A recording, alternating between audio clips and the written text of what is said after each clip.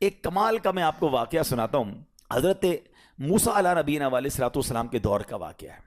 اللہ کریم نے آپ کو حکم دیا کہ اے موسیٰ فلاں علاقے میں جاؤ، میرے ایک ولی کا انتقال ہو گیا ہے، تو اس کا جا کر نماز جنازہ ادا کرو، غسل کفن کا انتظام کرو. آپ ادھر گئے، آپ نے جب غسل کفن کے لیے کوشش کی تو لوگ کہنے لگے آپ کدھر آ گئے، یہ تو بڑا گناہ گار، بڑا بدکار اور زمانے کا بیکار شخص ہے، آپ اس کا جنازہ پڑھنے آئے ہیں. بہرحال آپ نے وہ سارا کچھ کر دیا. پھر اللہ سے کہا کہ یا اللہ بندے تو یہ کہہ رہے ہیں تیرا نافرمان تھا، گناہ گار تھا، اور تو فرماتا ہے تیرا ولی. اللہ نے فرمایا موسیٰ بات یہ بندے بات تو صحیح کر رہے ہیں، یہ جو کہہ رہے ہیں نا یہ سب ٹھیک کہہ رہے ہیں، مگر بات یہ ہے کہ اس بندے نے مرنے سے پہلے جب اس کی وفات کا وقت قریب آیا نا تو 5 کلمات کے ذریعے اس نے مجھے پکارا. اے موسیٰ میں نے ان 5 کلموں کی وجہ سے اس کی مغفرت فرما دی. حضرت موسیٰ نے کہا یا اللہ مجھے 5 سینٹنس بتا دے، مجھے وہ 5 کلمات بتا دے کہ صدیاں گناہ کر کے اتنے بڑے گناہ گار کو صرف 5 کلموں کے لیے بخش دیا تو نے. اب ذرا ان 5 سینٹنس کی خوبصورتی، ڈیپتھ اور اللہ سے کنیکٹیوٹی سمجھیے گا. کاش یہ بات سمجھ آ جائے کہ توبہ کہتے کس کو ہیں، اللہ سے کنیکٹیوٹی کسے کہتے ہیں. ہم کانوں کو ہاتھ لگانا یا اللہ میری توبہ، ہمارے تو سٹائل ہی دوسرے ہیں نا. توبہ کسی اور شے کا نام ہے. توبہ کے لیے کوئی بہت بڑا اہتمام کرنے کی ضرورت نہیں ہے، بس دل سے ایک بار پکارنے کی ضرورت ہے. سچی پکار ہو جائے، ایک بار سچی کنیکٹیوٹی ہو جائے، وہ کریم پچھلے سارے گناہ معاف فرما دیتا ہے. اس پتہ ہے گناہ گار نے وہ 5 جملے کیا کہے؟ وہ کہتا ہے اے اللہ تو جانتا ہے کہ میں نیکوں سے محبت کرتا ہوں اگرچہ خود نیک نہیں ہوں. ذرا سوچئے، میں خود نیک نہیں ہوں مگر تو جانتا ہے مجھے نیکوں سے پیار بڑا ہے. دوسرا سینٹنس کیا تھا؟ یا اللہ تو جانتا ہے میں گناہ گاروں سے بغض رکھتا ہوں، فاسقوں سے بغض رکھتا ہوں حالانکہ میں خود گناہ گار ہوں.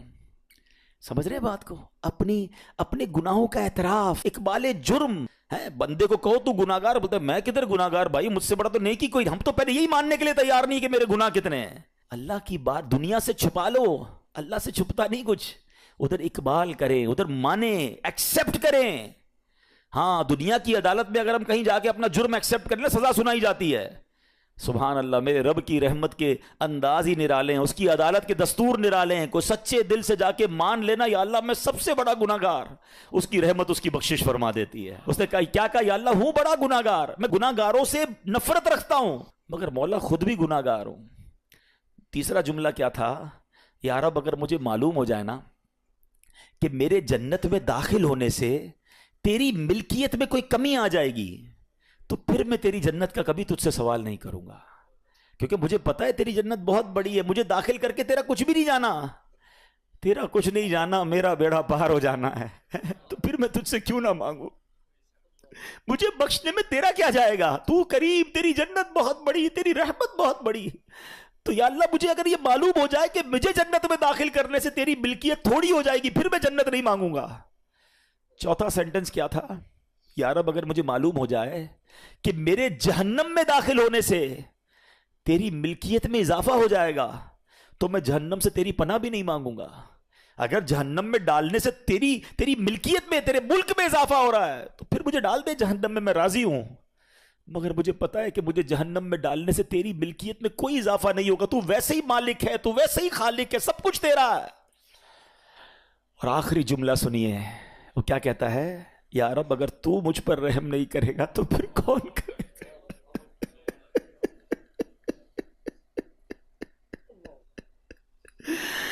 اگر اللہ رحم نہیں کرے گا تو کون کرے گا؟ آج اس کی رحم کی بھیک لینے تو آئے ہیں، آج اس کے کرم کی خیرات لینے تو آئے. ہم مانتے ہیں یا اللہ، ہم سب ایکسیپٹ کرتے ہیں، ہم نے بہت گناہ کیے، ہم نے بہت خطائیں کی، لوگوں سے ڈر لگتا رہا کہ کوئی دیکھ نہ لے. مالک معلوم تھا تو دیکھ رہا ہے، پھر بھی ہم نے گناہ کیے. دروازے بند کر کے گناہ کیے، لائٹ آف کر کے گناہ کیے، علاقے تبدیل کر کے گناہ کیے. ہم سب مانتے ہیں مولا، مگر یہ پتا ہے ہمیں بخش دے گا تو تیری رحمت میں کمی نہیں آئے گی، تیرا جائے گا کچھ نہیں. ہم بھی تیرے بندے ہیں، ہم بھی تیرے بندے ہیں، تیرے محبوب کے امتی ہیں. مولا تو رحم نہیں کرے گا تو کون رحم کرے گا؟ حاصل کریں. جب حضرت عبد الرحمن بن عوف کو ہوش آیا نا تو لوگوں نے کہا کہ آپ کی طبیعت کیسی ہے؟ تو آپ نے کہا کیا مجھ پر غشی طاری ہو گئی تھی؟ تو کہا جی تو کہتے ہیں بے شک میری بے ہوشی میں میرے پاس 2 فرشتے آئے اور کہنے لگے تم چلتے نہیں کہ ہم تمہیں خدا کی بارگاہ میں لے جائیں اور تمہارے بارے میں فیصلے لیے جائیں. دوسرے فرشتے نے کہا انہیں لوٹا دو, یہ ان افراد میں سے ہے جن کے لیے ان کی ماؤں کے پیٹ میں ہی سعادت مندی لکھ دی گئی تھی, اور ان قریب اللہ تعالیٰ ان کے ذریعے ان کی اولاد کو جب تک چاہے گا نفع دے گا. اس کے بعد آپ رضی اللہ تعالیٰ 1 مہینہ مزید زندہ رہے, اس کے بعد انتقال ہوا.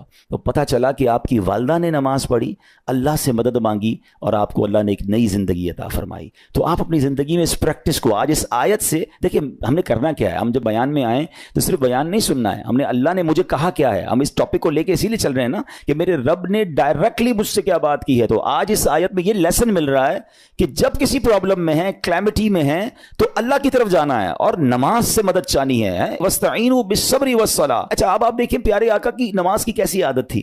بادل گرجتے تھے, آندھی چلتی تھی, کسی بری خبر کی اطلاع آ رہی ہوتی تھی, نبی پاک نماز کی طرف چلے جاتے. اچھا مجھے بتائیں نماز استسقاء کیا ہے؟ بارش نہیں ہو رہی ہے, پیارے آقا نماز پڑھا رہے ہیں. سورج گہن ہو رہا ہے, نبی پاک نماز پڑھا رہے ہیں. چاند گہن ہو رہا ہے, پیارے آقا نماز کی طرف. یعنی کس قدر اللہ کی طرف رجوع ہے. And whenever anything bad happen یا گوئنگ ٹو بیڈ ہیپن, ہونے والی لگ رہی ہے, کچھ بڑا ہونے والا ہے. ہمیں بھی تو خبریں آ رہی ہوتی ہے نا کہ بھائی کل بہت شدید بارش ہوگی, اللہ نہ کرے کوئی اور بری خبر ایکسپیکٹیشن ہے, آپ کو کاروبار میں کوئی ایسی خبر آنے کا ڈر ہے, یا آپ کی کوئی شپمنٹ جاری ہے, واٹ ایور آپ چاہتے ہیں ہر چیز بہتر ہو جائے. قرآن نے فارمولا دیا نا, وَاسْتَعِينُوا بِالصَّبْرِ وَالصَّلَاةِ. اللہ نے ڈائریکٹلی مجھے اور آپ کو کہا ہے. تو from now on words make your practice کہ میں نے انشاءاللہ نماز سے مدد لینی, اور آپ اپنی آنکھوں سے دیکھیں, میرا اللہ سے عرض بھی کریں کہ اللہ تو نہیں قرآن میں کہا ہے مدد لے, میں نے کھڑا ہو گیا نماز کے لیے.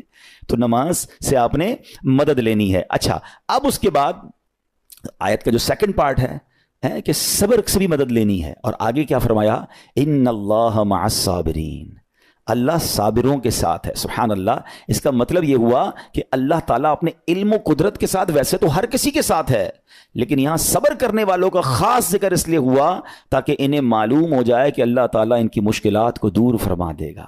مگر کرنا کیا ہے؟ صبر کرنا ہے. اچھا اب صبر کے بارے میں 2 باتیں بڑی اہم ہیں کہ صبر نارملی ہم جب بھی صبر کے بارے میں سنتے ہیں تو صبر ہم کہتے ہیں یار تکلیف آئی ہے صبر کرو, یقیناً یہ بھی صبر ہے, مگر صبر کی ایک اور قسم بھی ہے جو اس سے بھی سپیریئر ہے, جو اس سے بھی افضل ہے, اور وہ کیا ہے؟ گناہ کے لیے دل چاہے, حرام کے لیے دل چاہے, نفسانی خواہشات برا کام کروانا چاہ رہی ہیں اور بندہ اس پر صبر کرے.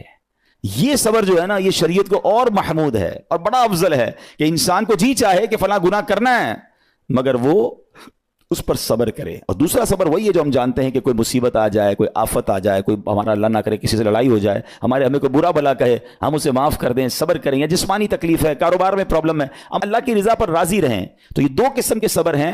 اور جب کوئی بندہ صبر کرتا ہے نا تو قرآن و حدیث اور بزرگان دین کے اقوال سے میں اب آپ اس کے 10 فائدے بتانا چاہتا ہوں. میں کہتا جاؤں گا, آپ اللہ کے ذکر کی نیت سے سبحان اللہ بھی کہتے رہیں, جنت میں درخت بھی لگاتے رہیں. ٹھیک ہے. اللہ تعالیٰ صبر کرنے والوں کے ساتھ ہے.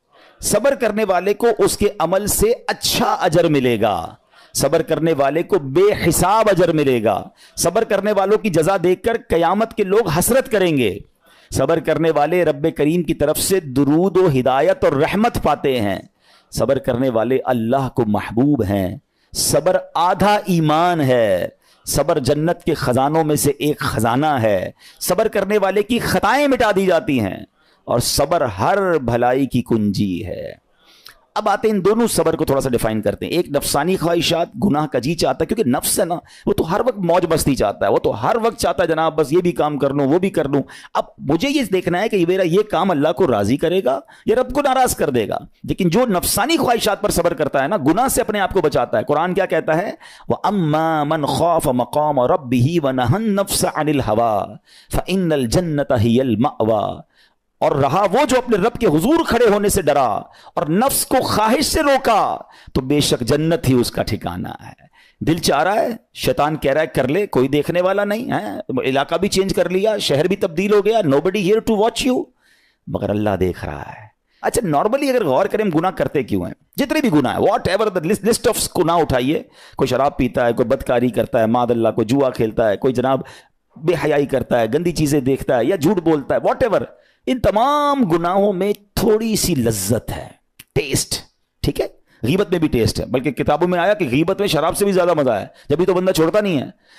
اچھا لیکن یہ تمام ٹیسٹ میں ایک بڑی اہم بات اب میں کہنے جا رہا ہوں. یہ بزرگ نے بڑی کمال کی ون لائنر ہمیں دے دیا ہے. وہ کہتے ہیں کبھی بھی لذت کے لیے گناہ مت کرنا, کیونکہ لذت ختم ہو جائے گی, گناہ کا جواب اور پنشمنٹ باقی رہ جائے گی.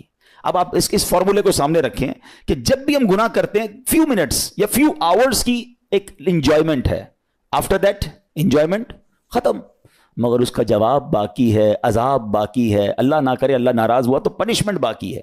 تو کیا فرمایا, انجوائمنٹ کے لیے گناہ مت کرنا, انجوائمنٹ ختم ہو جائے گی, عذاب باقی رہ جائے گا. اور اگلا سینٹنس کتنا خوبصورت ہے, فرماتے ہیں کبھی بھی تکلیف کی وجہ سے نیکی مت چھوڑنا, تکلیف ختم ہو جائے گی, اجر باقی رہ جائے گا.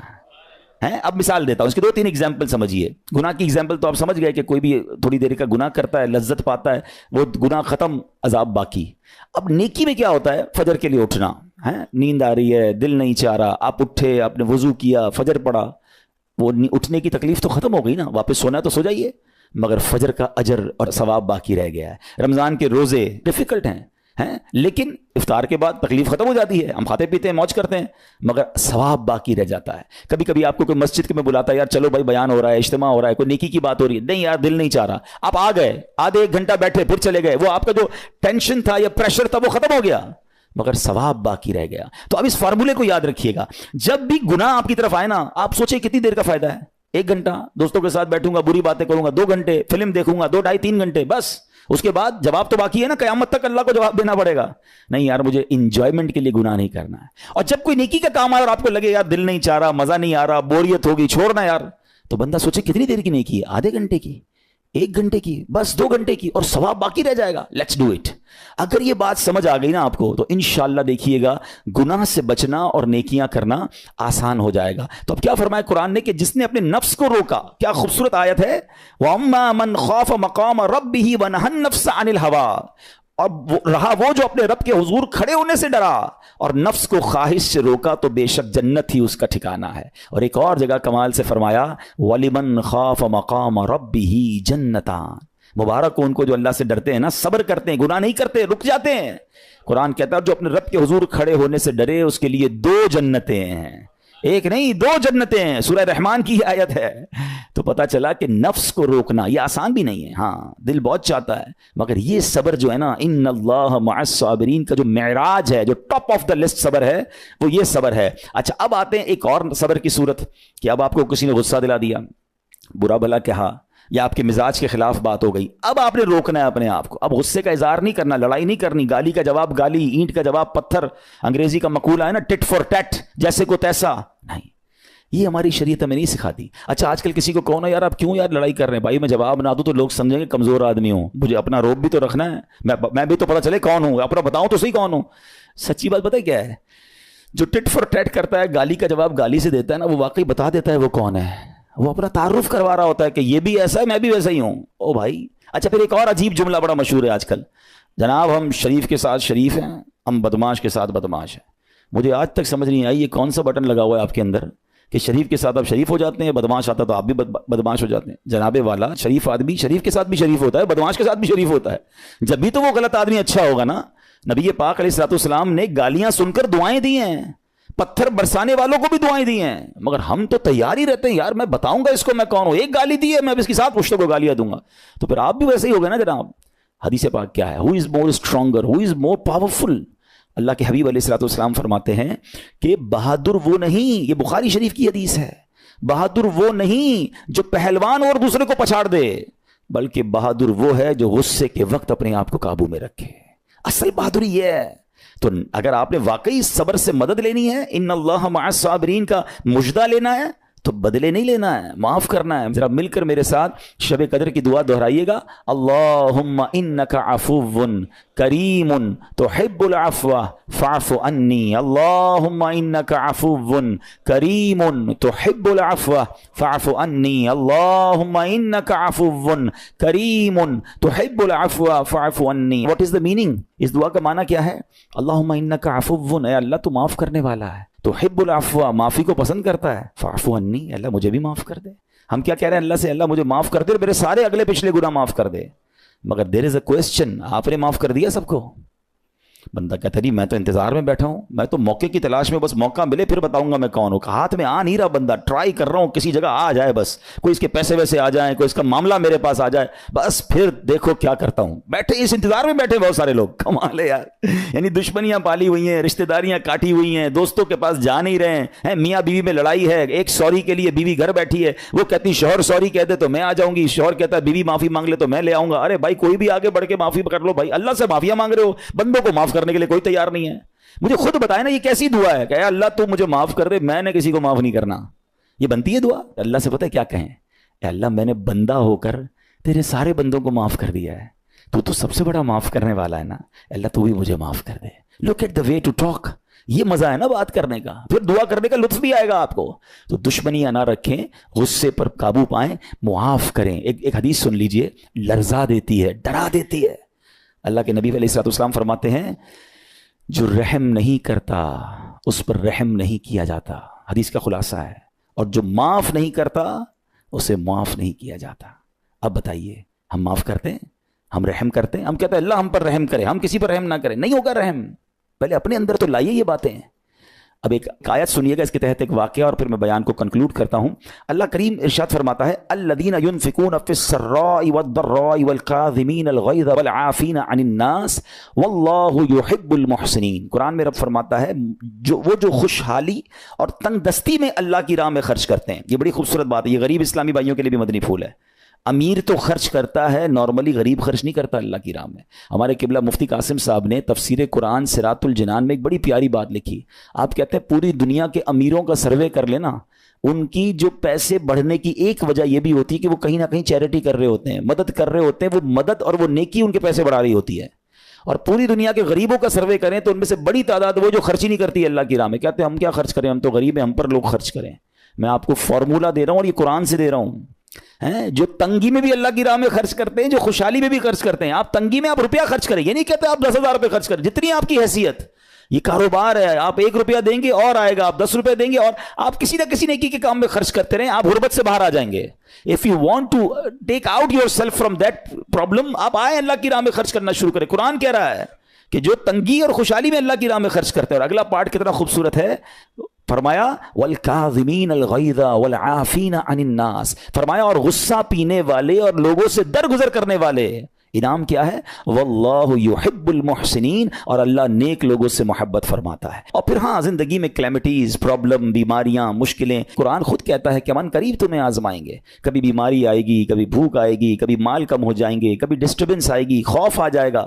تو بی ریڈی فار دیٹ, صبر کرنا ہے, کیونکہ اللہ نے فرمایا وبشر الصابرین, صبر کرنے والوں کے لیے خوشخبری ہے. تو اللہ کرے کہ یہ بات ہمیں سمجھ آ جائے اور ہم اس آیت پر عمل کرنے والے بن جائیں تو زندگی بڑی آسان ہو جائے گی. یہاں ایک میں عقیدے کی بات بھی کلیریفائی کر دوں. کچھ لوگوں کو بعض اوقات کنفیوژن ہوتی ہے یا لوگ کنفیوژن کریٹ کرتے ہیں. مجھے ایک بات بتائیے گا کہ اللہ کیا کہہ رہا ہے, وَاسْتَعِينُوا بِالصَّبْرِ وَالصَّلَاةِ, اے ایمان والو صبر سے اور نماز سے مدد چاہو. کیا صبر اور نماز خدا ہیں؟ بتائیے, نہیں ہے نا, اللہ تو نہیں ہے. ہم صبر اور نماز کی عبادت تو نہیں کرتے. تو جب قرآن کہہ رہا ہے کہ صبر اور نماز سے مدد مانگو, تو غیر اللہ سے مدد مانگنے کا درس تو ہمیں قرآن دے رہا ہے. تو اس کا مطلب یہ ہوا کہ اللہ کے سوا کسی چیز سے یا کسی شخصیت سے مدد لینے کا مقصد یہ نہیں ہوتا کہ ہم اس کی عبادت کر رہے ہیں. اگر آج کے دور میں کوئی اللہ کے نبی سے کہتا ہے کہ یا رسول اللہ انظر حالنا, یا بھر دو جولی میری یا رسول اللہ, تو یہاں کوئی شرک کی بات نہیں ہے. کیوں کہ یہاں یہ نیت نہیں ہے کہ ہم ان کو خدا مان رہے ہیں, یا یہ بھی نیت نہیں ہے. ایک بات ایک عقیدہ کلیئر کر دیتا ہوں, پوری دنیا میں عاشقان رسول کا یہی عقیدہ ہے کہ کوئی نبی, کوئی صحابی, کوئی ولی اپنی طرف سے کسی کو کچھ نہیں دے سکتا. وہ سب رب کے محتاج ہیں, اللہ کسی کا محتاج نہیں ہے. جو اللہ کا ہے وہ اس کا اپنا ہے. ہاں اللہ نے اپنے مخصوص بندوں کو کچھ عطائیں کی ہوئی ہیں, کچھ پاورز دیے ہوئے ہیں, وہ اللہ کی عطا سے اگر کسی کو تقسیم کرتے ہیں تو اس میں کوئی پرابلم نہیں ہے. قرآن کہہ رہا ہے اے ایمان والو صبر اور نماز سے مدد چاہو. یہاں ایک اور بات سمجھنی ہے, دنیاوی طور پہ بھی کیا ہوتا ہے کہ آپ کسی باس ہوتا ہے اپنے کسی مینیجر کو پاور آف اٹارنی دے دیتا ہے کہ یہ تمہارے پاس اس پراپرٹی کا پاور ہے, तुम्हारे पास फलां चीज़ का पावर है, वो उस पावर के बिहाफ पर वो काम कर देता है, मगर कोई ये नहीं कहता कि he is the owner, actually he have attorney, he have power of attorney. बिल्कुल हमारा भी अकीदा ये है कि अल्लाह ने अपने कुछ मखसूस बंदों को, अपने प्यारों को कुछ इख्तियारात अता फरमाए हैं, और जब वो उन इख्तियारात पर अमल करते हैं तो एक्चुअली वो अल्लाह ही की अता है। हाँ, दुनिया में अगर कोई ये समझता है कि कोई शख्सियत या कोई बुजुर्ग या कोई अल्लाह वाले अपनी तरफ से देते हैं, रब का इसमें कोई दखल नहीं, तो ये शिरक है, ये बात दुरुस्त नहीं है। हमारा सबका अकीदा ये है कि जो कुछ दुनिया में अगर किसी वली, नबी, सहाबी के पास है वो रब का दिया हुआ है, रब की अता है, रब उनको देता है, रब को कोई नहीं देता। रब के पास जो कुछ है वो उसका अपना है। तो ये कॉन्सेप्ट भी क्लियर होता है कुरान पाक की इस आयत से।